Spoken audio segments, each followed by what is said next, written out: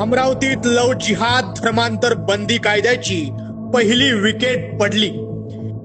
एका बाजूला उज्ज्वल भविष्याचे स्वप्न पाहणारी 12वीची विद्यार्थिनी आणि दुसऱ्या बाजूला काही कट्टरपंथीयांनी 2 वर्षांपासून रचलेला सापळा। सलीम शेख नावाच्या कट्टरपंथी शंडानं दिव्याला प्रेमाच्या जाळ्यात ओढलं। दिव्याची नुकतीच 12वीची परीक्षा संपली होती आणि सलीमनं आपला डाव साधला।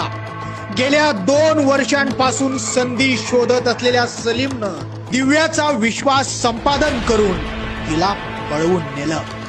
जिहादी साब सलीम शेख हिंदू मुलीला एक वेगळ्या प्रकारचं चॉकलेट खाऊ घालत होता।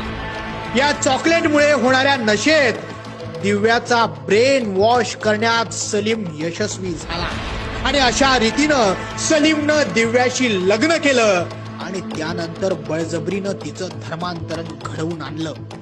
इकडे दिव्याचं कुटुंब काळजीत होतं, परंतु अमरावती पोलिसांनी सापळा रचला आणि जिहादी साप सलीम शेखला बेड्या ठोकल्या।